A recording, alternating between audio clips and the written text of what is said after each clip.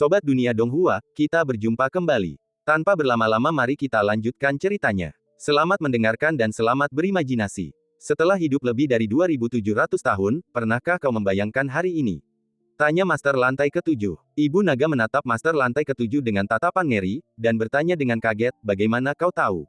Master Lantai Ketujuh menjawab, meskipun masing-masing dari 4 menara ilahi memerintah selama 1000 tahun, sejarah harus diwariskan dari satu generasi ke generasi berikutnya. Oleh karena itu, kita tidak hanya membaca tentang 4000 tahun sejarah dunia, tetapi kita bahkan mahir di dalamnya. Identitas Ibu Naga terungkap, ia menundukkan kepalanya, pupil matanya meredup, seolah-olah ia telah kehilangan tekadnya sepenuhnya. Pertempuran sebelumnya telah meninggalkan banyak luka di tubuhnya, dan kultivasinya, meskipun jelas setengah langkah menuju jalan kelima, telah dipaksa turun ke alam Istana Ungu. Saat senja memudar, kilau mutiara dari gaun panjang Ibu Naga memudar. Rantai besi mengikat tubuh surgawinya dengan erat. 8 dewa dari Menara Luoshu mengikatnya, dan dengan Master Lantai Ketujuh memimpin jalan, mereka bergegas ke Menara Luoshu. Menara Luoshu, ngarai pembelah dewa. Luo Changsu, berbalut jubah dewa, perlahan turun dari menara yang menjulang tinggi.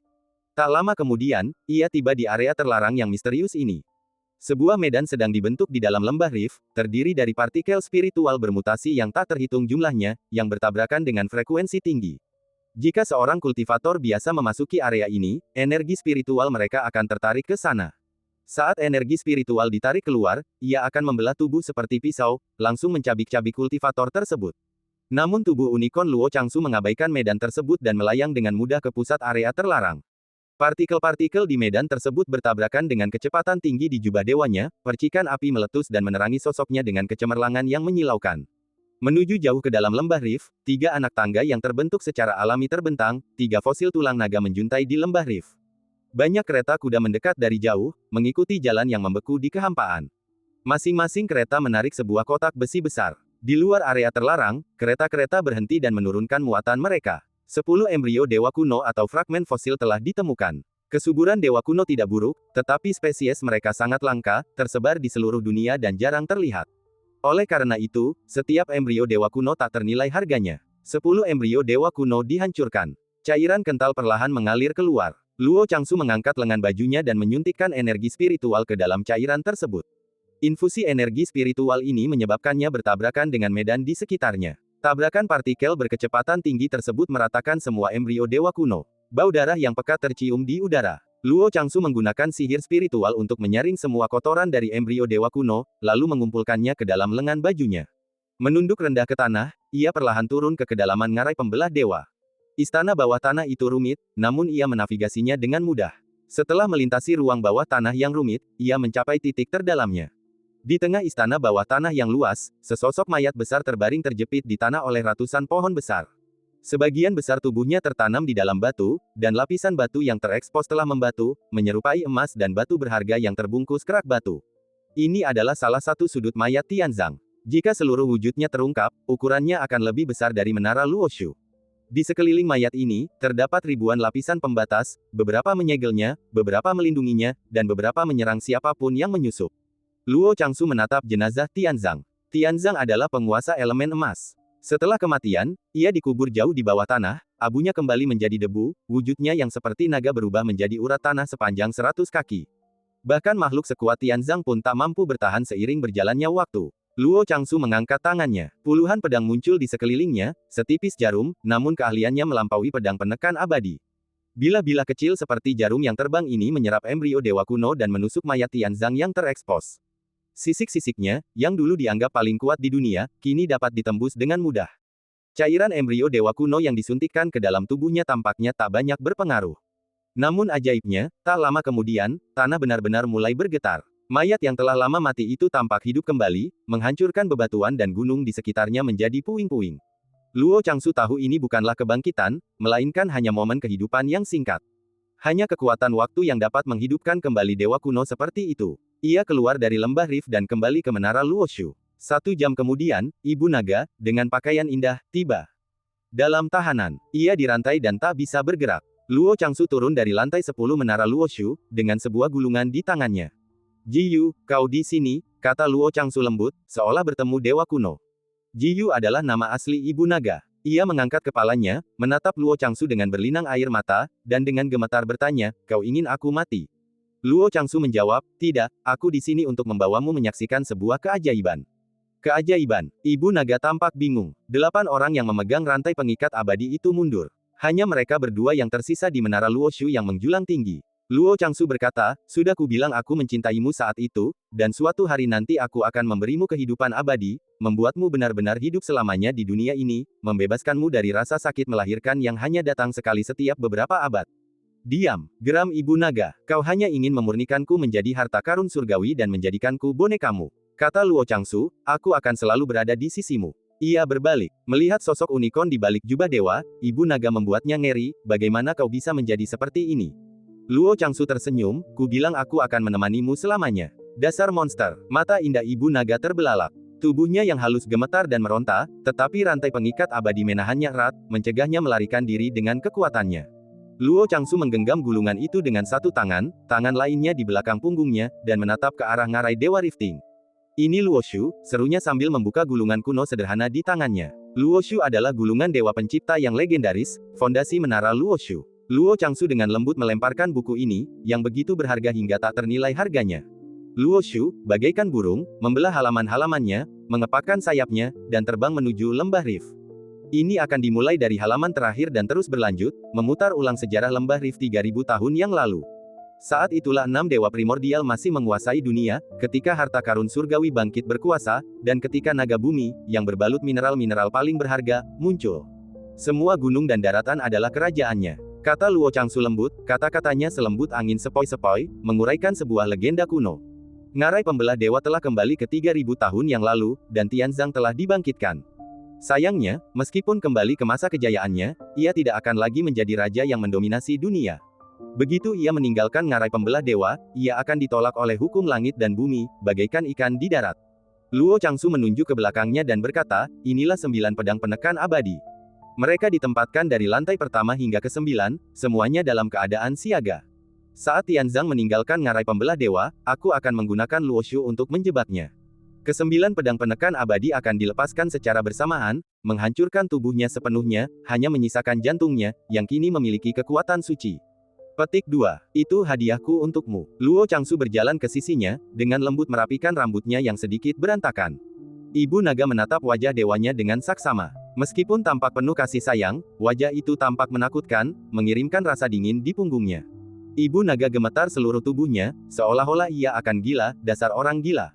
Apa kau tidak takut Dewa Agung Baizhang akan menjatuhkan hukuman suci? Luo Changsu berkata, 4 menara dewa melambangkan kehendak surga. Keberadaan 6 dewa primordial merupakan ancaman tersembunyi bagi dewa tertinggi. Aku membangkitkan mereka lalu membunuh mereka. Apa yang kulakukan juga bisa dianggap sebagai kehendak dewa tertinggi. Petik 2. Itu, omong kosongmu sendiri. Ibu naga menggelengkan kepalanya berulang kali. Luo Changsu tersenyum tenang, dewa tertinggi tidak akan memberi perintah secara pribadi. Sebagai wakil dewa tertinggi di bumi, semua yang kulakukan adalah kehendak Tuhan. Titik.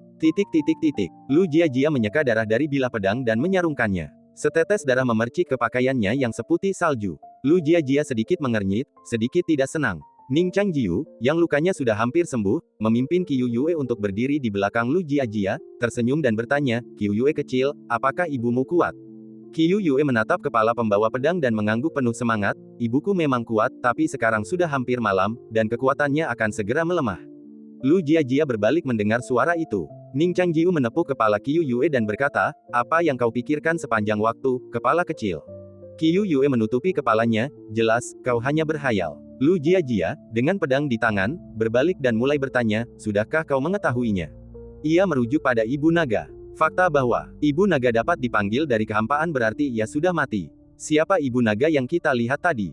Lu Jia mengingat kejadian hari itu dan berbisik, Tuan Chu tadi berkata bahwa ia bertekad untuk membunuhmu karena kau mengajukan pertanyaan yang seharusnya tidak kau tanyakan, pertanyaan tentang Dewa Menara Luoshu. Aku yakin aku seusia Ibu Naga, kata Ning Changjiu. Ibu Naga berbohong kepadanya, dan itulah mengapa ia benar-benar bertekad untuk membunuh kita. Lu Jia menambahkan, jadi ia mungkin juga berbohong kepada kita. Ibu Naga menyatu dengan istana abadi Kaijuan.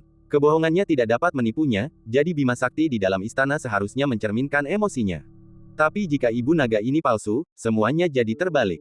Siapakah dia? Di mana Ibu Naga yang asli, dan mengapa dia mati? Ning Changjiu memejamkan mata dan mengingat semua yang terjadi sebelum perjamuan Ibu Naga. Dia merasa ada yang terlewat. Apa? Ning Changjiu memejamkan mata, kepalanya tertunduk, berpikir. Lu Jiajia juga tenggelam dalam pikirannya. Qiu Yue, yang tidak yakin harus berpikir apa, juga menundukkan kepalanya, berpura-pura merenung. Kata-kata Ning Changjiu adalah yang pertama memecah keheningan. Sekte spiritual kuno. Itu sekte spiritual kuno. Seru Ning Changjiu tiba-tiba. Apa? Lu Jiajia bingung. Apa hubungannya ini dengan sekte spiritual kuno? Ning Changjiu berkata, kita salah paham sebelumnya. Aku bilang sebelumnya bahwa Ibu Naga akan bertemu dengan pemenang untuk mengatakan sesuatu kepadanya. Kita semua mengira pemenang yang ingin ditemuinya adalah Tuan Chu, tetapi sekarang sepertinya orang itu bukan Tuan Chu.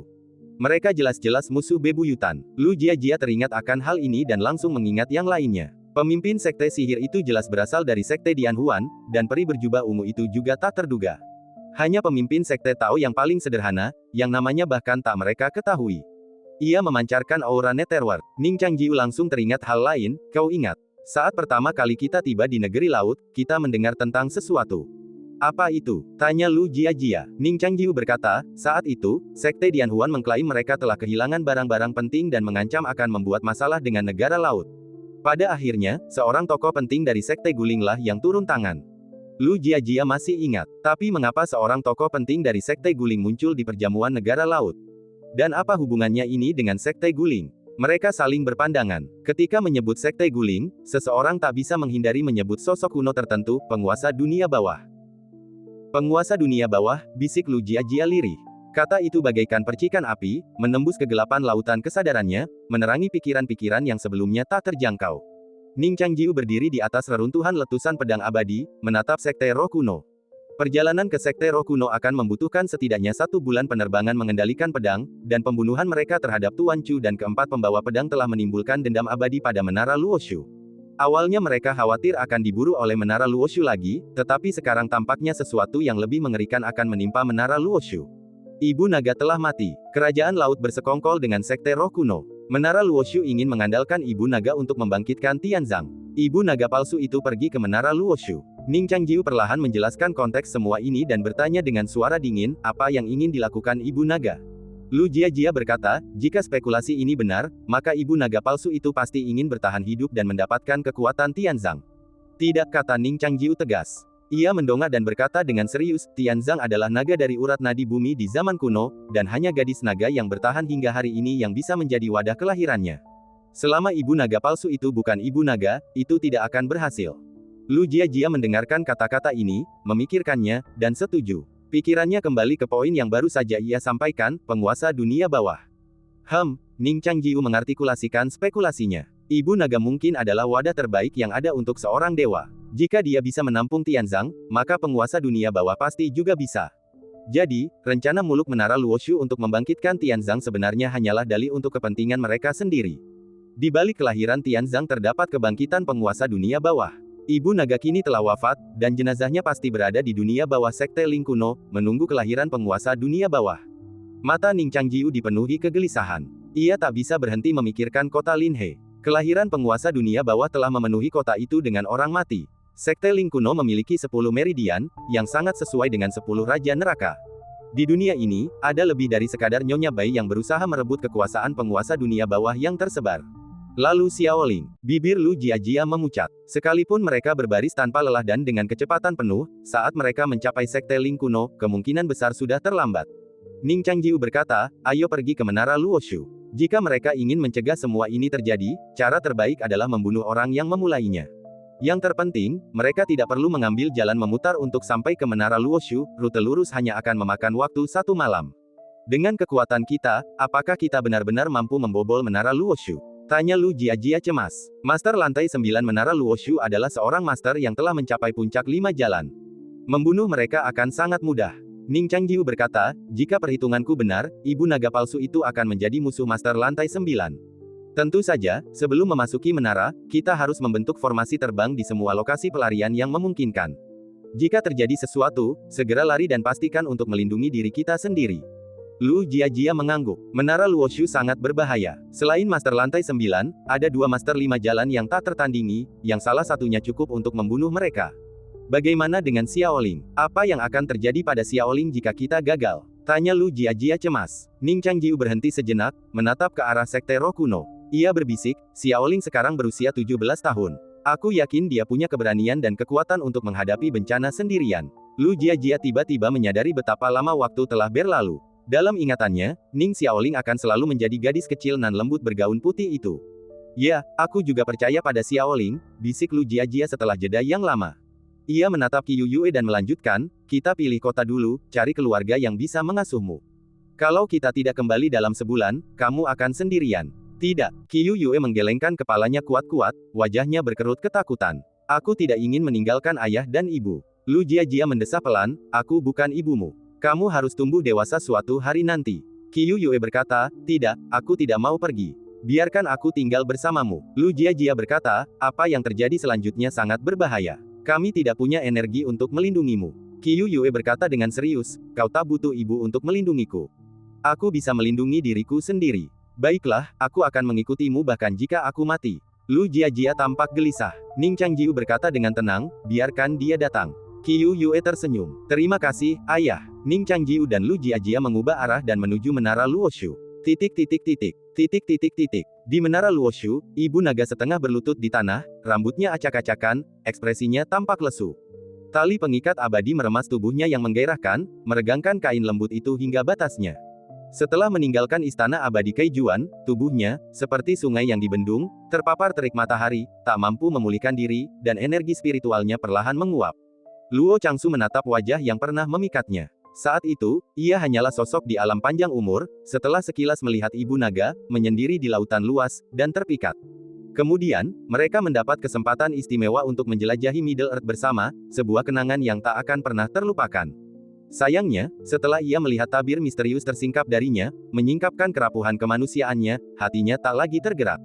Waktu berlalu begitu cepat. Ia telah naik tahta yang dingin dan kejam, dan Luo Changsu pun telah meninggalkan lautan es dan secara tragis jatuh kembali ke dunia fana.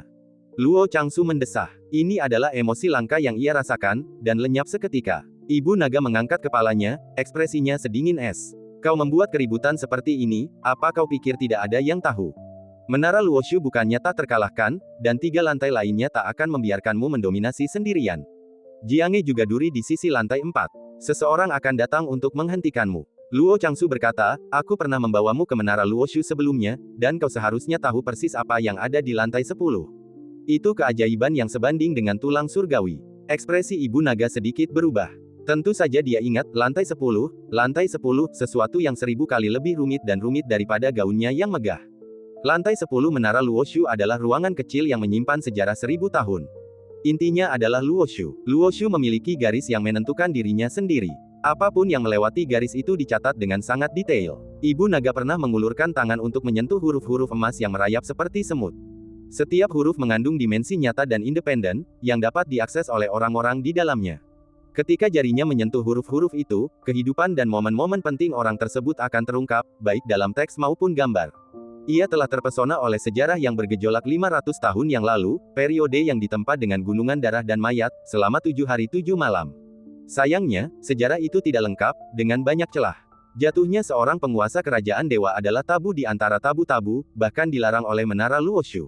Apakah kau akan membuka menara Luoshu sepenuhnya? Suara ibu naga bergetar. Luo Changsu mengangguk, pokoknya, ini semua untuk mencegah kejadian tak terduga. Ini penghalang sekaligus kurungan. Itu adalah penghalang untuk mencegah orang luar masuk, dan kurungan untuk memenjarakan Tianzang. Kau menentang takdir. Tuan Baizhang pasti akan menjatuhkan hukuman dewa kepadamu. Tatapan ibu naga tajam, kata-katanya seperti kutukan pahit. Luo Changsu berkata dengan tenang, sudah kubilang sejak awal, aku mengikuti kehendak surga. Ibu naga bertanya, apa bedanya kau menjadi boneka surga dan menjadi seperti itu? Kau begitu bersemangat saat itu. Luo Changsu menjawab, tujuan kultivasi bukanlah untuk menentang surga, tetapi untuk mencapai kehidupan abadi. Selama hasilnya tepat, apa pentingnya proses itu? Ibu naga menatapnya dan tersenyum pahit, itu tidak seperti dirimu. Luo Changsu berkata, surga menciptakan segala sesuatu untuk memelihara manusia. Bahkan seseorang sekuat santo pedang hanyalah pengganti hukuman surga, apalagi aku. Ia tetap tanpa ekspresi saat berbicara, tubuh unicornnya memancarkan cahaya keemasan yang mulia, seolah-olah akan menjalani semacam pembaptisan. Ibu naga berlutut di tanah, wajahnya pucat, rambutnya acak-acakan, seperti sepotong porselen indah yang dipecah perlahan, sedikit demi sedikit. Luo Changsu berhenti menatapnya. Ia mengangkat kepalanya dan menatap langit berbintang yang cerah, seperti yang telah ia lakukan berkali-kali sebelumnya. Namun kali ini, ia berada paling dekat dengan langit berbintang. Bahkan saat ini, riak kecil bergejolak dalam dirinya. Mengapa Master Lantai 8 belum kembali? Wanita misterius itu. Luo Changsu menarik pikirannya. Waktu berlalu perlahan, dan dalam sekejap mata, tengah malam telah tiba. Di Rifting God Canyon, cahaya suci Luoshu menerangi gua-gua yang dingin dan sunyi dengan kecerahan suci. Luoshu adalah salah satu buku penciptaan, yang membawa sejarah umat manusia sejak awal waktu. Ia tidak dapat dihancurkan atau ditulis ulang. Bahkan menara Luoshu hanya menggali 1/10 dari kekuatannya. Ia menyelimuti seluruh Rifting God Canyon. Aliran waktu di sini terbalik dari dunia luar. Semua catatan harta surgawi di Luoshu bersinar. Waktu mengalir mundur. Luo Changsu berdiri dan memimpin ibu naga ke puncak tebing yang tinggi. Sayang sekali kita sendirian di sini, kau dan aku. Pemandangan yang begitu megah ditakdirkan untuk mekar dalam kesendirian. Luo Changsu meratap. Hati ibu naga perlahan mencelos. Ia berbisik pelan, mendesah, bisakah kau keluarkan aku dulu? Aku tidak ingin mati seperti ini. Luo Changsu menatapnya dan menggelengkan kepala, tidak. Ia tahu ia bukan wanita biasa, dan rasa kasihannya sebelumnya mungkin hanya kedok. Ia tidak akan memberinya kesempatan. Ibu naga berlutut di tanah, gaunnya berkibar pelan, benar-benar tenggelam dalam keputusasaan. Bumi mulai berguncang. Luo Changsu berbalik dan menatap, tiba-tiba berkata, ada serangga yang masuk. Ibu naga tampak sedikit terkejut, apa? Luo Changsu mencibir, jangan senang, ini hanya satu. Ia berhenti, raut wajah takjub yang langka terpancar di wajahnya yang datar bak dewa, diwarnai sedikit amarah.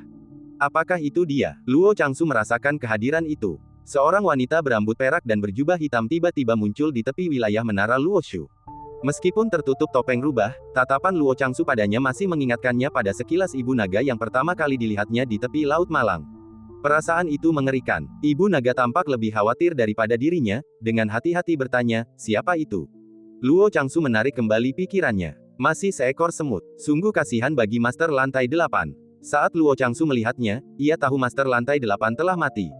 Ia tahu betul kekuatan Master Lantai 8. Ia bertanya-tanya bagaimana wanita itu bisa melakukannya. Untungnya, jarak dari tepi menara Luoshu ke pusatnya sangat jauh, dan ia tidak punya waktu untuk mencapainya. Bumi berguncang, dan Luoshu melayang kembali dari ngarai Dewa Rift. Luo Changsu mengulurkan tangan dan mengambil buku itu. Sambil memegang gulungan itu, ia melayang kembali ke menara seperti seorang sarjana. Jubah sucinya berkibar tertiup angin kencang bagai panji. Menara Luoshu bagaikan tiang bendera yang menjulang tinggi ke awan. Bendera itu perlahan berkibar, tak lama kemudian mencapai puncaknya. Luo Changsu memasuki lantai 10. Gerbang batu tertutup. Tak lama kemudian, ibu naga melihat cahaya keemasan menerangi atap menara Luoshu. Cahaya keemasan itu menembus langit. Cahaya keemasan yang seperti kabut menyebar di sekitarnya. Kabut cahaya keemasan ini bergulung-gulung di langit, mengembang secepat cahaya. Tak lama kemudian, seluruh menara Luoshu diselimuti kabut keemasan. Sosok Siming, yang berjalan melintasi gurun, berhenti. Kabut keemasan menyelimutinya. Pemandangan di hadapannya langsung berubah. Ia mendapati dirinya berada di dunia yang luas dan tak berbatas. Malam berganti siang. Ia mendongak. Langit yang luas bagaikan selembar kertas putih yang terbakar, api menjilati kanopi, berjatuhan terus-menerus, memperlihatkan kehampaan hitam di belakangnya. Hamparan hitam yang luas terkelupas, seperti luka di langit. Di bawah langit, badai dan pusaran yang tak terhitung jumlahnya bercampur dengan guntur dan api. Angin kencang membelah dunia bagai silet. Angin kencang menghancurkan permukaan batu puncak raksasa, menyapu, dan langsung hancur menjadi debu. Angin itu membubung ke awan, menghantam kehampaan hitam yang luas bagai sepetak surga. Naga-naga raksasa, yang masih hidup dari zaman kuno, melingkari puncak-puncak itu, darah mereka menetes, mengubah batu-batu itu kemanapun mereka lewati menjadi batu darah naga yang paling berharga. Sisik-sisik mereka yang patah menusuk dalam-dalam ke batu. Petir yang tak terhitung jumlahnya menyambar mereka bagai pedang, dan ratapan serta raungan para naga menggema di langit dan bumi, menggema bersama badai. Naga-naga yang seperti kadal mengepakkan sayap mereka di langit, selaput mereka membawa angin kencang yang paling dahsyat. Dari mulut dan hidung mereka, napas mereka menyemburkan aliran elemen yang bergejolak. Tak hanya naga-naga kuno, tetapi juga dewa-dewa kuno yang tak terhitung jumlahnya yang tersisa berjuang di tengah malapetaka langit dan bumi. Siming dapat melihat seekor kura-kura raksasa, daging dan darahnya terbuat dari batu, menggendong gunung di punggungnya. Setiap kali ia melangkah, bumi bergetar dan puncaknya pun berguncang. Mereka yang mencoba mendekatinya terdorong oleh api yang menyembur dari kawah di puncaknya. Ular piton raksasa bersisik putih dan berbulu hitam melata bagai banjir di antara puncak-puncak, menyeret air setinggi setengah mata air kuning di belakang mereka. Makhluk-makhluk yang tak terhitung jumlahnya, yang kini hanya mitos, menampakkan wujud asli mereka. Tapi, siapakah musuh sejati mereka? Apa yang mereka lawan? Siming menatap ke bawah. Di bawah, bumi yang retak terbentang, setiap retakan dari jauh layak disebut lembah retakan. Lautan api meletus dari lembah retakan. Arus deras yang deras menerobos, bertabrakan dengan lava cair, mengeluarkan awan uap putih yang luas. Di baliknya, hutan-hutan perawan juga terbakar, dan asap hitam mengepul membubung bak naga ke langit. Di sana juga, ada makhluk-makhluk yang tak terhitung jumlahnya. Mereka adalah iblis, iblis terhebat yang masih hidup di dunia. Mereka mendaki satu demi satu puncak yang menjulang tinggi. Beberapa dewa kuno memerangi mereka, sementara yang lain bertempur di antara mereka sendiri. Ada juga banyak manusia, mereka semua adalah kultivator hebat di era ini. Jumlah kultivator hebat yang lahir di abad ini bahkan melebihi jumlah gabungan 500 tahun sebelumnya dan 500 tahun berikutnya. Mereka merintis jalan, mendaki puncak bersama para iblis besar untuk membuka surga. Siming segera mengerti, ini adalah malapetaka yang telah berlangsung lebih dari 500 tahun. Luo Changsu akhirnya memilih untuk memulai abad ini. Itu adalah abad paling berbahaya di 1000 mil. Berada di sana bukanlah ilusi, jika kau mati dalam sejarah, Luo Shu akan menganggapmu benar-benar mati.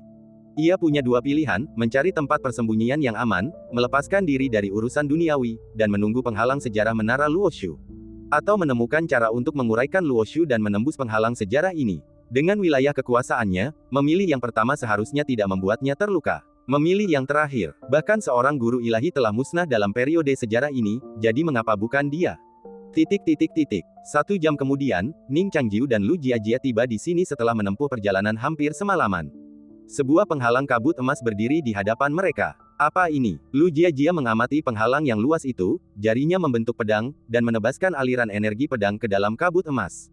Energi pedang itu lenyap seperti batu yang tenggelam ke laut, tanpa menimbulkan riak. Ekspresi Ning Changjiu tampak serius. Ia tidak tahu apa itu, tetapi auranya terasa sangat familiar. Kitab Rahasia Sanhai Changliu. Ning Changjiu teringat adegan terakhir di kota alam rusak. Apa itu? Tanya Lu Jiajia ragu. Ning Changjiu berkata, saat itu, Sima Ming memberitahuku bahwa bagian waktu di luar kota alam rusak adalah sebuah dunia dalam sebuah buku sejarah kuno milik Dewa Ilahi. Buku itu disebut Kitab Rahasia Sanhai Changliu. Ning Changjiu berbicara dengan lembut. Ia melangkah maju, menyentuh penghalang itu dengan jarinya, lalu menyentuhnya kembali. Kabut tipis menyentuh ujung jarinya. Ia membawanya maju dan menjelajahinya dengan indera ilahinya. Ia mengerutkan kening dan berkata, Menara Luo Shu. Ini seharusnya dunia Luo Shu. Sama seperti kitab suci rahasia Sanhai Changliu. Kitab ini benar-benar dapat menggambarkan suatu periode sejarah. Satu-satunya perbedaan adalah di atas kitab suci rahasia Sanhai Changliu, terdapat kerajaan Tuhan yang menekannya, dengan paksa menekan wilayahnya di bawah Ziting. Namun tidak di menara Luo Shu. Wilayah di dalamnya bebas. Lu Jiajia bertanya, bagaimana jika kita mati dalam sejarah? Ning Changjiu tersenyum tak berdaya. Kalau begitu kita akan menjadi orang-orang kuno dalam sejarah. Lu Jiajia bertanya, apakah wilayah mereka yang ada dalam fantasi sejarah ini serupa dengan yang ada dalam sejarah? Ya, kata Ning Changjiu. Bagaimana mungkin? Lu Jiajia tidak mengerti. Lagi pula, itu hanyalah ilusi. Bagaimana mungkin itu bisa menunjukkan kekuatan sejati alam lima dao? Ning Changjiu menghela napas dan berkata, inilah dunia Luo Shu. Saat kita memasukinya, rasanya seperti memasuki buku itu sendiri, dan kita harus menerima aturannya. Alam mereka mungkin palsu, tetapi alam kita juga tidak nyata. Lu Jiajia mendengarkan, raut wajahnya muram. Ia menatap Ning Changjiu, matanya yang jernih dan bergerak dipenuhi emosi. Ning Changjiu bisa membaca isi hatinya. Ia mengangkat lengan bajunya, dengan lembut meletakkannya di atas tangan Ning Changjiu, dan menggenggamnya. Kau telah menemaniku sejauh ini, melewati begitu banyak bahaya. Ini salahku. Kita seharusnya bisa hidup damai di puncak Tianku, seperti yang kita jalani selama 3 bulan itu, kata Ning Changjiu. Lu Jiajia berkata, kau tidak perlu mengatakan semua ini, dan kau tidak perlu mencoba menghalangiku untuk masuk bersamamu. Saat kita membunuh Tuan Chu, kita sudah menjadi musuh bebuyutan menara Luo Shu. Jika kita tidak mengejarnya, cepat atau lambat dia akan mengejar kita.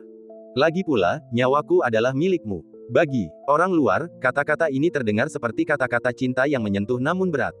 Namun Ning Changjiu tahu itu adalah kebenaran yang telah lama ia kubur.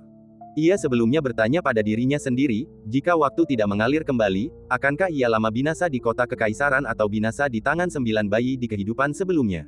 Hal ini menghantuinya, hal yang tak pernah bisa ia lupakan. Ning Changjiu tak ingin menanggapi. Sedalam apapun perasaan mereka, ia tak ingin Lu Jiajia hidup untuknya.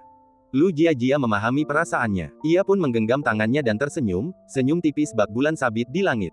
Aku tak bisa menemanimu saat gunung dan lautan mengalir, tapi Luoshu akan, katanya. Ning Changjiu memeluknya dengan lembut. Di dekatnya, Qiu Yue, yang kebingungan, mencondongkan tubuh ke arah kabut emas dan mengetuknya pelan dengan jarinya. Apa ini? Kembalilah, teriak Ning Changjiu. Sudah terlambat. Batu di bawah kaki Qiu Yue hancur berkeping-keping, dan tubuhnya terbanting ke depan, tersedot ke dalam kabut cahaya keemasan, lenyap tanpa jejak. Ning Changjiu dan Lu Jiajia saling berpandangan. Pikiran yang sama terlintas di benak mereka, dia sengaja melakukannya. Tanpa menyadari identitas dan motif Qiu Yue, mereka tidak memikirkannya, hanya berharap dia bukan musuh. Bergandengan tangan, mereka memasuki kabut cahaya. Langit runtuh, bumi hancur, asap menebal, dan matahari menggelap. Pemandangan yang sama yang disaksikan Siming terbayang di mata mereka. Menara Luoshu adalah dunia tersembunyi, tak banyak diketahui. Sekalipun mereka mengantisipasi apa yang mereka lihat, kejutan dari pengalaman mereka masih di luar imajinasi. Ning Changjiu membalikkan gambar formasi terbang. Tak ada respons yang mencapai lautan kesadarannya. Ia melirik Lu Jiajia dan menggelengkan kepalanya pelan. Tak ada jalan keluar. Mereka kini berdiri di kaki gunung yang tinggi, di samping cipratan lava. Sebelum mereka sempat menjelajahi dunia Luoshu ini, sebuah suara gemuruh keras terdengar dari kejauhan. Mereka berdua mendongak dan melihat pemandangan yang mengejutkan di atas mereka. Makhluk-makhluk lain di dalam Luoshu tetap acuh tak acuh. Hanya mereka yang bisa melihat. Ini berarti pemandangan itu nyata. Itu benar-benar terjadi saat ini, di luar lembah celah para dewa di dalam menara Luoshu. Di luar menara Luoshu, 9 pedang penekan keabadian siap siaga. Retakan yang tak terhitung jumlahnya terbentuk di bumi yang bergetar, dan awan debu yang besar mengepul. Cahaya bersinar dari urat-urat bumi. Debu mengepul, dan awan-awan jatuh. Keduanya bertabrakan. Luo Changsu menatap ruang yang kacau itu tanpa berkedip, seperti seorang jenderal yang akan kembali dengan kemenangan. Pupil mata ibu naga sedikit memucat, wajahnya yang berlinang air mata terpancar jelas oleh cahaya. Ia melihat pemandangan itu dan tanpa sadar bertanya, apa ini? Luo Changsu berkata, sebuah keajaiban. Dalam sekejap, cahaya putih terang bersinar menembus awan tebal dan asap, menerangi kabut tebal yang menyelimuti langit dan bumi dengan warna abu-abu yang samar. Debu-debu itu menyerupai debu emas keruh, menyatu dengan langit dan bumi. Pegunungan gundul menjulang tinggi di atasnya, dan di ngarai-ngarai yang bergelombang, jurang-jurang pecah. Seekor naga raksasa yang bagaikan batu menjulang tinggi, wujudnya yang anggun. Naga itu menyeret kabut yang menyelimuti gunung bersamanya, membentangkan wujud mistisnya dan membubung tinggi ke puncak awan. Naga bumi itu pun naik. Siming, Ning Changjiu, dan Lu Jiajia menyaksikan pemandangan ini melalui penglihatan Luoshu. Meskipun mereka masih terperangkap di luar menara Luoshu, auman Tianzang, yang tak terlihat selama 1000 tahun, sekali lagi merobek langit. Bagaimana mereka bisa menghentikannya? Di luar gerbang sekte spiritual kuno, Zhu Ding telah berdiri di sana dari senja hingga tengah malam. Pria tua itu memandangi menara-menara yang menjulang tinggi dan binatang-binatang kecil di malam hari, ekspresinya linglung. Tetua Agung menatapnya dan mendesah, mengapa kau tidak kembali ke paviliun Lingmu dan tinggal di sana dengan baik, tetapi datang ke sini untuk menatapku? Zhu Ding juga meratap, aku benar-benar khawatir. Tetua Agung berkata, apa yang perlu dikhawatirkan? Ada 2 Master 5 Dao di sekte ini, dan tempat terjadinya kekacauan ini adalah negeri laut, bukan di sini. Apa hubungannya keinginan menara Luoshu dengan kita? Zhu Ding mendesah, aku baru saja memberitahumu alasannya. Tetua Agung berkata, itu hanya tebakan seorang gadis kecil. Tebakan ini terdengar sangat mengintimidasi pada awalnya, tetapi tebakan-tebakan ini hanyalah berdasarkan asumsi yang samar, itu tidak mungkin benar. Lagi pula, kalau kau percaya gadis kecil itu, bagaimana kau tahu kalau dia berbohong padamu? Zhu Ding bertanya, mengapa sekte roh kuno memilih hari ini untuk menyegel istana? Tetua Agung menjawab, bagaimana kami bisa tahu apa yang dimaksud oleh Master Sekte? Mungkin ini terkait dengan kekacauan di negeri laut. Tapi dengan sekte Dianhuan di antaranya, kurasa betapapun kacaunya, itu tidak ada hubungannya dengan kita. Zhu Ding tahu ini tidak masuk akal. Ia menatap istana Jiuyu di kejauhan, desahan masih tertahan di tenggorokannya yang menua, ketika cahaya merah tua tiba-tiba menyala. Tetua Agung, yang sedari tadi berdebat dengan Zhu Ding, juga tertarik pada cahaya merah itu dan menoleh. Istana Jiuyu berdiri bagai patung dewi di malam hari. Di atas menara yang menyerupai patung dewa, binatang-binatang punggungan berjongkok tanpa suara. Sebuah patung batu ular berbulu melingkari puncak menara, bermandikan cahaya bulan yang mengalir masuk dari balik formasi sekte roh kuno. Tiba-tiba, seberkas cahaya merah bersinar dari dalam rahangnya yang menganga, membentang tanpa henti, mencapai kedalaman langit. Itu, ekspresi Tetua Agung dipenuhi rasa takjub. Sebelumnya, ia selalu percaya ular berbulu istana 9 neter hanyalah hiasan. Zhu keterkejutan Ding segera mereda, ia bahkan mengantisipasi apa yang akan terjadi selanjutnya. Gunung bergetar. Ratapan sesosok hantu yang ganas tiba-tiba meletus dari kaki gunung. Zuding dan Tetua Agung secara bersamaan membayangkan hal yang sama, roh dewa pendendam yang terpendam selama ribuan tahun, membuka mata sipitnya dalam kegelapan. Raungannya bagaikan angin dari kedalaman sumur kuno, mengguncang kegelapan di sekitarnya.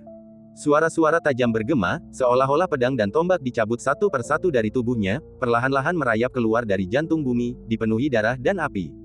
Baik Zuding maupun Tetua Agung adalah kultivator di puncak Istana Ungu, praktis puncak kekuatan manusia, namun bahkan mereka masih diambang kehilangan ketenangan. Apa itu? Monster macam apa itu? Tetua Agung mengingat kejadian itu dalam benaknya, ketenangannya mulai goyah. Zuding tidak langsung menjawab, melainkan hanya berkata, itu arah dunia bawah. Di bawah puncak Agung Istana 9 Neter terdapat reruntuhan dunia bawah. Dunia bawah, kata Tetua Agung, mungkinkah tebakan gadis kecil itu benar? Zuding berbalik. Di Sekte Roh Kuno, pegunungan 10 Vena mengelilingi puncak utama Istana 9 Neter. 10 puncak gunung diam-diam menyala dengan cahaya. Tetua Agung mengikuti tatapannya. Ia pun terpikir, 10 istana Yama. Zuding mengangguk pelan. Jika apa yang dikatakan Ning Xiaoling sebelumnya benar, maka rencana Mu Lingtong selama seabad kemungkinan besar akan membangkitkan kembali Tuan Mingjun dan mengubah Sekte Roh Kuno menjadi kerajaan Neter kuno. Pada saat itu, puncak 10 Vena niscaya akan menjadi rumah bagi 10 kuil Yama baru. Semua orang akan mati, kata Zuding. Tetua Agung berkata, aku akan membiarkanmu masuk sekarang. Bisakah kau menghentikanku? Zuding menjawab, kau sendiri yang mengatakannya, dengan 2 guru dari 5 jalan yang bertanggung jawab, siapa yang bisa menghentikan kita? Keributan di gunung telah mereda. Kedekatan mereka hanya mengembalikan penglihatan sebelumnya. Para kultivator di puncak lainnya menganggapnya hanya akibat gempa bumi biasa dan tidak menganggapnya serius. Tetua Agung bertanya, lalu apa yang harus kita lakukan? Zuding menjawab, ayo pergi. Apa? Pergi sebelum dunia bawah dibangun, dan jangan menjadi korban bagi dunia bawah. Zuding menatapnya dan berkata, aku serius. Tetua Agung menatap matanya, dan lelaki tua yang dulunya kuat itu tiba-tiba tampak sangat tua. Dan sungguh, tidak ada cara yang lebih baik selain melarikan diri. Dulu, ketidakmampuan mereka mencapai jalan kelima adalah sebuah penyesalan, tetapi mereka tidak pernah menganggap diri mereka lebih rendah. Sekarang, bencana sedang terjadi dalam kegelapan, dan mereka bahkan tidak bisa melihat musuh. Rasa ketidakberdayaan yang mendalam menyelimuti mereka. Tidak, penguasa dunia bawah tidak bisa dibangkitkan. Sang Tetua Agung menenangkan diri, mengingat catatan dalam teks-teks kuno. Ia berkata dengan tegas, kebangkitan dewa semudah menciptakan dunia kecil yang mirip dengan kerajaan Tuhan.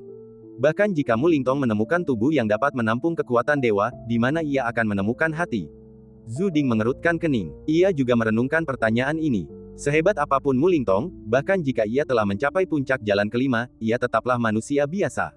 Tubuh dan jiwa penguasa dunia bawah telah lama lenyap, hanya menyisakan otoritas dan kekuatannya yang tersebar di dunia bawah.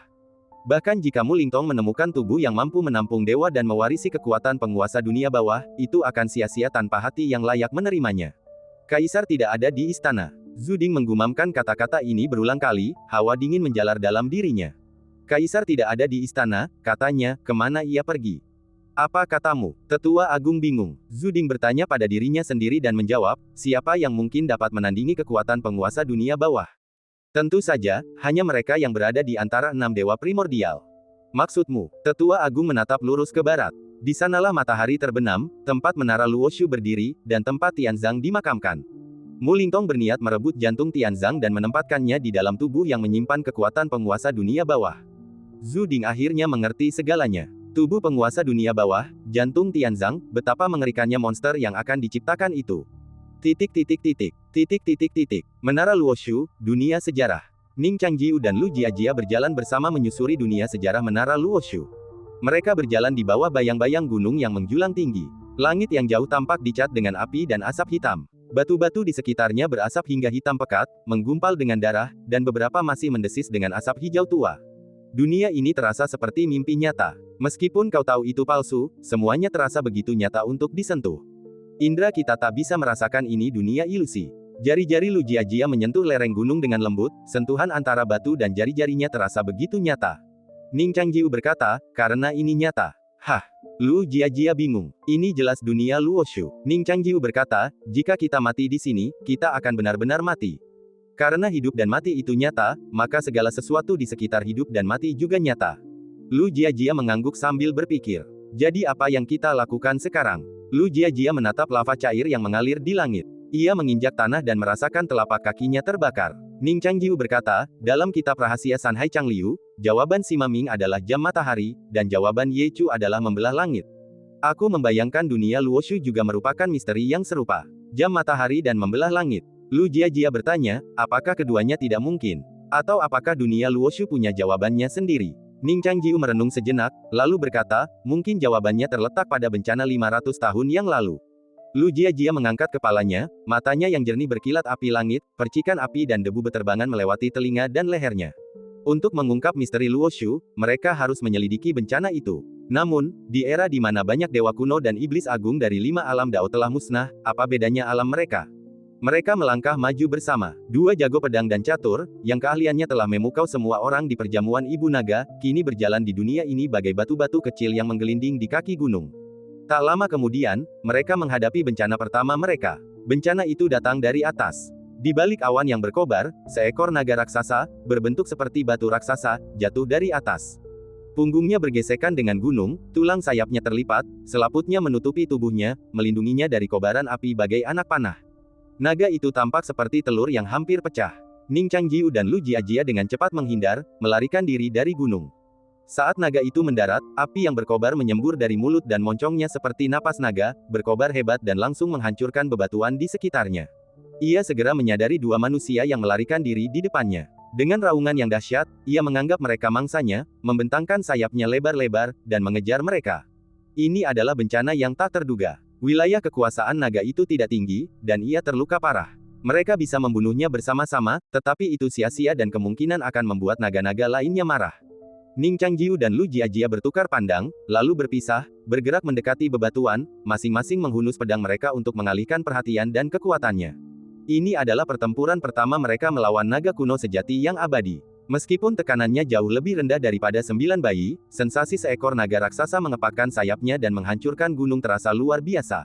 Pedang terbang seputih salju menembus udara, menyerang naga itu dengan ganas, merontokkan sisik-sisik dari tubuhnya dan membebani tubuhnya yang sudah terluka. Darah merembes melalui armornya, memperlambat laju terbangnya yang tadinya ganas. Ning Changjiu menghela napas lega. Selain monster-monster yang bertarung di langit, tidak semua yang lain berada di ranah Dao kelima. Pikiran ini baru saja mengendap. Di ujung lembah, sesosok gelap tiba-tiba muncul, berdiri melawan cahaya. Saat Ning Changjiu melihatnya, ia tahu itu adalah musuh paling tangguh yang pernah ia hadapi seumur hidup. Sosok itu berdiri dalam wujud manusia, menahan auranya, namun ruang di sekitarnya terus bergetar tak stabil, seolah siap runtuh ke dalam kehampaan. Ia seolah dipaksa masuk ke dunia ini, benar-benar asing bagi segala sesuatu di sekitarnya. Ini adalah puncak Dao kelima. Ia akan menembus batas ranah dan memasuki ranah para dewa yang bisa naik ke surga. Ning Changjiu merasakan keputusasaan di hatinya. Ia tidak asing dengan ranah puncak 5 Dao. Itu adalah puncak kultivasinya di kehidupan sebelumnya. Ketika ia hendak naik, ia terputus dan jatuh ke dalam debu. Jadi dia mengerti apa arti alam ini. Bayangan hitam yang berdiri diam mengangkat tangannya ke arah mereka. Boom! Sosok Ning Changjiu dan Lu Jiajia langsung berhenti. Hembusan angin yang ditimbulkan oleh naga raksasa itu mengiris tubuh mereka seperti pisau, membuat jubah mereka berdesir liar. Naga raksasa itu mengabaikan mereka. Ia terbang di depan bayangan hitam itu lalu berhenti. Bayangan hitam itu menarik tangannya. Ia dengan lembut mengelus kepala naga itu, suaranya terdengar agak tua dan penuh dengan perubahan hidup. Sudah kubilang jangan berkeliaran. Ada banyak orang di luar sana yang ingin membunuhmu. Sebelumnya, seorang kultivator hebat bernama Li bahkan mengancam akan memotong kaki naga dan mengunyah dagingnya. Sebaiknya kau berhati-hati. Di masa sulit ini, wajahku mungkin tidak terlalu berguna. Naga itu menggeram pelan, berpikir dalam hati, apa hubungan naga-naga seperti ular piton yang ingin dibunuh Tuan Li itu denganku? Bayangan hitam itu menatap kedua pemuda di ngarai. Dari mana asalmu? Bagian Gunung Naga Merah ini berada di bawah yurisdiksiku. Dengan wilayahmu, kau tak bisa melanggar batasan di luar. Bagaimana kau bisa masuk jauh ke sini? Tanya bayangan hitam itu. Ning Changjiu merasakan tubuhnya rileks. Ia tak bisa menahan diri untuk menatap bayangan hitam itu. Cahaya menyinari pupil matanya, dan ia melihatnya dengan jelas. Ia adalah seorang pria tua berambut abu-abu, sosoknya menyerupai pohon layu. Jubahnya juga berwarna abu-abu gelap, dan rambut serta janggutnya menyerupai rumput layu di akhir musim gugur. Ia bukan manusia. Di balik jubahnya, sebuah cakar tajam menyembul keluar. Di ujung jubah abu-abunya, tulang ekor yang panjang dan bergerigi, seperti ekor naga, menyembul keluar. Kami, Ning Changjiu berpikir sejenak, lalu berkata, kami datang dari langit. Langit, iblis berjubah abu-abu itu mengangkat kepalanya, melirik ke langit, dan berkata perlahan, kau datang dari luar, kan? Pupil mata Ning Changjiu sedikit mengecil. Iblis berjubah abu-abu itu menatap matanya, seolah-olah ia sudah menduganya. Dia menghela napas dan berkata, jadi kau benar-benar ada. Apa? Ning Changjiu sedikit bingung. Iblis berjubah abu-abu itu berkata, akulah penjinak naga. Aku telah tinggal di Gunung Naga Merah ini selama 100 tahun. Mereka kalah dalam perang ini, tetapi aku tidak. Aku selalu merasa bahwa dunia ini tidak nyata. Ning Changjiu bertanya dengan bingung, apakah ini yang kau, senior, pikirkan? Penjinak naga itu mengangguk dan berkata, aku telah mencari jalan keluar selama bertahun-tahun. Ning Changjiu bertanya, bisakah kau keluar? Sang penjinak naga berkata, aku adalah aku, dan dunia ini bukanlah lautan api atau pedang. Mengapa aku tidak bisa melarikan diri? Ning Changjiu bertanya, senior, apakah kau sudah menemukan jalan keluar? Sang penjinak naga berkata, jika kau benar-benar dari luar, kau bisa mengikutiku dan menceritakan apa yang terjadi di luar sana. Saat aku membelah langit dan naik ke atas, aku akan membawamu bersamaku. Setelah itu, ia berbalik dan pergi, membawa naga yang terluka itu. Tatapan Ning Changjiu dan Lu Jiajia bertemu. Setelah ragu sejenak, mereka pun mengikuti. Selain 3 alam legendaris, yang tidak dapat bertahan selamanya, puncak 5 Dao adalah puncak kultivasi bagi manusia dan iblis, puncak kekuatan di dunia ini. Sang penggembala naga tidak terburu-buru bertanya tentang apa yang terjadi di luar. Ia perlahan berkata, apakah ini pertama kalinya kau ke sini? Ya, Ning Changjiu mengangguk. Aku tidak punya pilihan. Penggembala naga melanjutkan, di luar sana kacau balau. Aku bahkan tak ingin berjalan sendirian, dan untuk seseorang selevelmu, datang ke sini tanpa izin itu gegabah. Akibat perang antar dewa sudah cukup untuk membunuhmu 1000 kali lipat. Ning Changjiu bertanya, apa sebenarnya penyebab perang di luar sana? Penggembala naga bertanya, dari mana asalmu? Ning Changjiu menjawab, 500 tahun dari sekarang. Penggembala naga kemudian bertanya, seperti apa dunia ini 500 tahun dari sekarang? Akankah Ordo Surgawi masih ada? Akankah penguasa kerajaan dewa masih ada? Ning Changjiu menjawab, semuanya. Penggembala naga berhenti sejenak, menatap tajam ke mata Ning Changjiu sejenak. Ia mendesah, sepertinya kita gagal. Apa yang gagal? Rencana perburuan kerajaan. Apa? Kata-kata yang diucapkan suster senior tiba-tiba muncul, dan ia tak kuasa menahan diri untuk tidak terkejut. Penggembala naga mengamati ekspresinya dan bertanya, pernahkah kau mendengarnya? Belum, kata Ning Changjiu.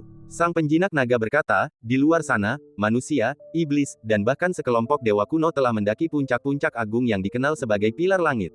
Keyakinan mereka terletak pada rencana negara pemburu. Ini adalah rencana negara pemburu yang kedua. Mereka bertujuan untuk membunuh penguasa negara ilahi, menghancurkan tatanan, dan menciptakan dunia tanpa batasan, dunia di mana orang-orang dapat benar-benar berjalan bebas di atas Dao Agung.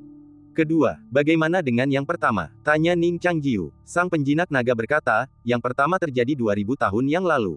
Masa itu jauh lebih brutal daripada yang ini.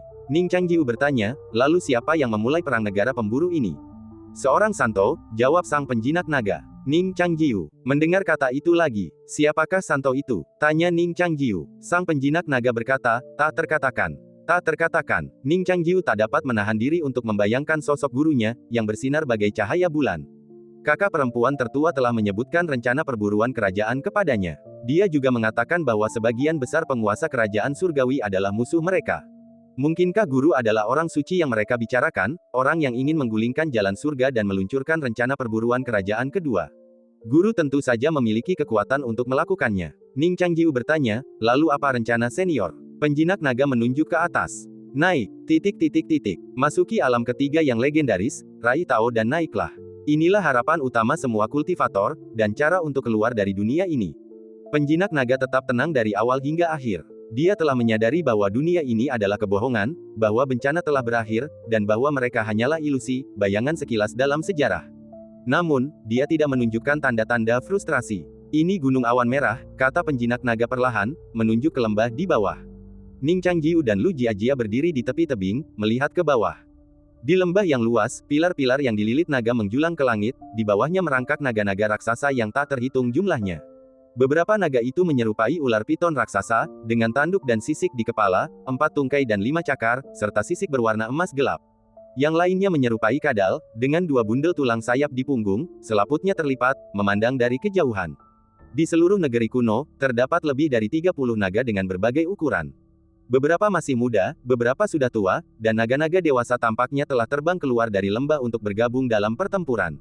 Kau di pihak yang mana? Tanya Ning Changjiu. Penjinak naga berkata, aku tidak ikut serta dalam perang ini, aku menyendiri. Tapi aku tidak mau repot-repot menahan naga-naga ini, mereka haus akan pertempuran dan darah, jadi aku membiarkan mereka. Ning Changjiu bertanya, jadi, apa yang kau lakukan, senior? Penjinak naga berkata, aku sedang mencari cara untuk memasuki alam legenda ketiga. Di atas 5 jalan adalah alam legenda ketiga. Selain pendekar pedang dari Middle Earth, yang konon telah mencapai alam ini, tak seorang pun pernah benar-benar melihat seorang kultivator hebat di alam legenda ketiga. Untuk memasuki 3 alam legendaris, seseorang harus mencapai Dao dan naik ke atas. Bertahan di dunia fana terlalu lama akan mengakibatkan penolakan alam semesta dan kehancuran oleh hukum Dao. Sang penggembala naga berbalik, menatap kedua pemuda itu, dan berkata, tamu dipersilakan. Aku sebenarnya cukup senang bertemu kalian. Setidaknya ini membuktikan bahwa kecurigaanku selama bertahun-tahun benar. Sekarang kita berada di jalan yang benar, tidak ada yang perlu dikhawatirkan. Ning Changjiu dan Lu Jiajia bertukar pandang dengan lembut. Tak satu pun dari mereka merasakan permusuhan dari iblis berjubah abu-abu itu. Sang penggembala naga merasakan kegugupan mereka dan tersenyum tipis. Jubah abu-abunya berkibar, janggutnya yang layu menarik aku tertiup angin kering. Apakah kau tahu cara memasuki 3 alam legendaris? Tanya sang penggembala naga. Aku tidak tahu, jawab mereka serempak. Sang penggembala naga tampaknya menganggap kedua orang asing itu sebagai murid terakhirnya. Ia berkata perlahan, jika 6 jalan melambangkan pemahaman dan kognisi manusia dan iblis, maka 3 alam legendaris melambangkan pemahaman alam semesta. Ning Changjiu dan Lu Jiajia tampak serius.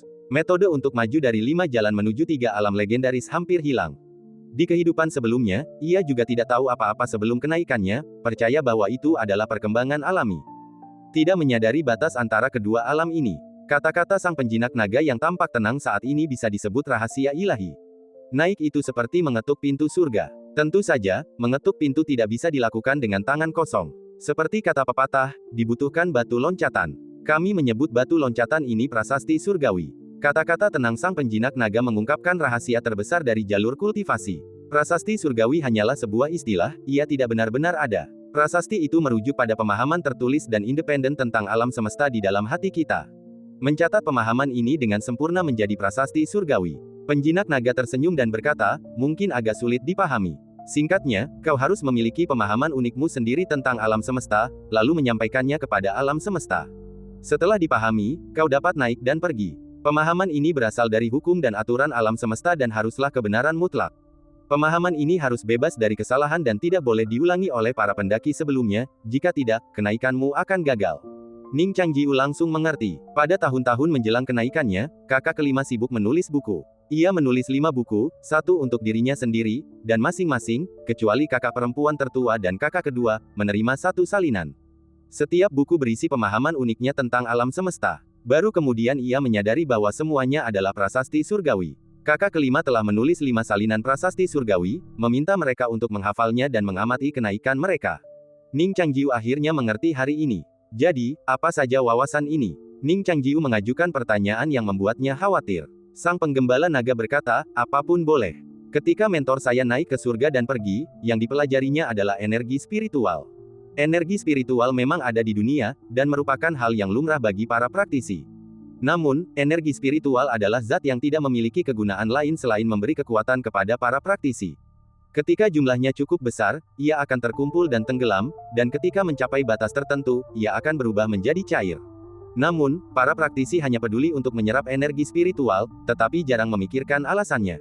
Sang penggembala naga berkata, mentor saya menghabiskan ratusan tahun mengamati energi spiritual dari seluruh dunia. Ia menemukan bahwa bahkan energi spiritual pun ada ratusan jenis yang berbeda. Beberapa energi spiritual ini bahkan berupa gelombang yang tak terlihat, yang hanya mampu terkumpul di area tertentu. Sang penggembala naga tersenyum. Saya punya teman lama yang sekarang berada di Gunung Jier. Prasasti langitnya hampir selesai. Saya pernah melihatnya sebelumnya, dan itu cukup menarik, itu adalah zat hitam di kehampaan yang memancarkan riak tak terlihat. Teman saya telah menemukan pola gelombang panjang dan pendek yang berbeda, dan saat ini sedang memeras otak untuk menyatukan kedua pola ini. Setelah menyatu, prasasti langit itu bisa dirampungkan. Kami bahkan bertaruh untuk melihat siapa yang bisa mencapai alam itu terlebih dahulu. Penggembala naga memandangi naga raksasa di bawahnya. Ia perlahan menuruni jalan setapak gunung dan berkata, aku akan membawamu melihat prasasti langitku. Dan cerita pun berakhir, nantikan cerita selanjutnya. Terima kasih telah mendengarkan.